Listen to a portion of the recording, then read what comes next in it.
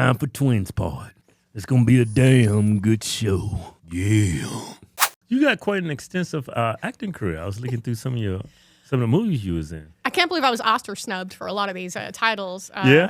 I wasn't taking myself seriously. I'm a comedic actor. I do a lot of improv, and not a lot of women could. You'd be surprised how many people can't make up words at the moment. It just escapes them. So I was able to kind of clean house, and I did a lot of dumb shit. I had a lot of fun. Yeah. Back when Hollywood was still fun and a lot less rapey. Right, yeah. I think Hollywood's always been a little rapey. Yeah, you might be right. I probably give off some really weird... People don't want to fuck with me. It's weird. Right, yeah. So... Yeah, you was, what's some of the, Sharknado? Yeah, Sharknado 4. My big moment. I'm the first person to die. I was in the commercials. And it's funny, so I go to the premiere, and I had a talking part with Tommy Davis, somebody got cut out for time, thanks to Sci-Fi Channel. But, I'm the first person to die, so everyone starts clapping and cheering, which is a terrifying thing. Right. And you're like, no one's sad. Not even a little bit. Hammerhead, and it was pretty awesome. So I always wanted to die by sharks, so that was... Get to notch that in. What was the auditions like for that movie? I didn't audition for that. I'd already done a bunch of movies for Asylum. And that's kind of how you get a lot of work. If you show up, and that's what people don't realize. A lot of people in Hollywood, they think that you're going to be like fed grapes and fanned by Cabana Boys. And it's actually a job. We have to show up and memorize lines and be an easy person to work with. And being a masshole, it's just you already have a work ethic built into you. So I would show up, nail it out, and then I would get hired back. They would get the call, they'd fire somebody, I'd be on set. I was a big replacement for people. It was like word of mouth type of thing, huh? Yeah, I actually had a good reputation. Can you believe it? She won't sleep with you, but she'll show up on time. Thanks. I remember me and Keith, we got called to Hollywood, and no, they wanted us to audition for this show. They wanted us as host. When we get Sylvester Stallone was the executive producer. He's right? awesome. That's what they said, right? That's what they said. said. We get there, it's just two gay guys, and it's this black couch and just a light like that. Not the couch. The casting couch. What the hell is this? Oh my God! The entire time, Mindy, they was standing at my crotch the whole time. I was like staring at your piece of meat. Oh, that's awful. It never happens to me. I don't believe in homophobia, but I was homophobic that day. I was like, what is wrong with these people? He was so gay, and he started sweating. He was just looking at. I had some tight ass pants on, so you can see everything. Well, we was kind of pissed because we was living in Virginia at the time. We had to fly out. Yeah, it was like $3,000. Damn, it was such a waste of money and time. And it was totally a casting couch. Welcome to Hollywood. Yeah, really weird. I've met so many. Like, I remember going to. I had a manager at the time, and we were scheduling all these meetings with production companies. And you meet the weirdest people. And then they had the nerve to call us weird. That's actually probably good. Yeah. It's actually a compliment. I would take it as a compliment. Right. I didn't realize how many the people that like the people that greenlight shows. A lot of them I found they were gay. Yeah, that's how that works. As an Irish American straight woman. There's not a lot of opportunities in certain parts of Hollywood for me. That's how it is. I'm Irish too. I love it.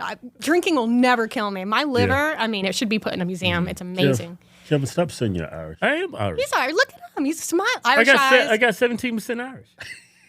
I got 8% Scotland.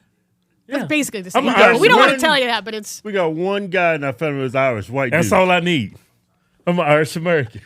What are you, African American? Hell no. Yeah. What, so you're not doing any of that acting I am. anymore, Actually, right? I got a movie to do like in a week or two. Oh, Clown Motel 3. I'm expecting Motel an 3? Oscar, yes. I'm in the second one and I live, so I'm coming back for the third. And I always hated clowns. they're creepy. That's why people don't like drag queens. Like, you know Yeah. what? People don't like drag queens for the same reason they don't want to see clowns give you a lap dance. They're Yeah. fucking terrifying. All the makeup and the scary. No, they're terrifying. So y'all start filming in what, like 2 weeks? Yeah.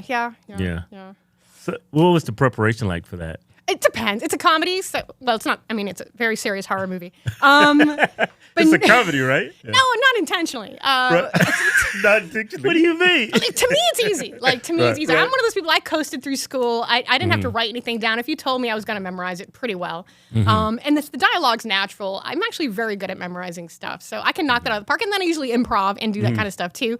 And my thing is you shoot movies out of order, so I memorize it out of order. I memorize it in the order we're going to shoot, so I don't forget things. So So if I get a big monologue, I'll be off book. I can't sleep until I'm off book the night before. Really? That's just my work ethic sneaking up on me. But okay. It's actually pretty easy. I mean, it's easy for me. I say that, and then you see like a bad movie, and you see how hard it is to act sometimes. Like I saw one recently, and I was like, whew.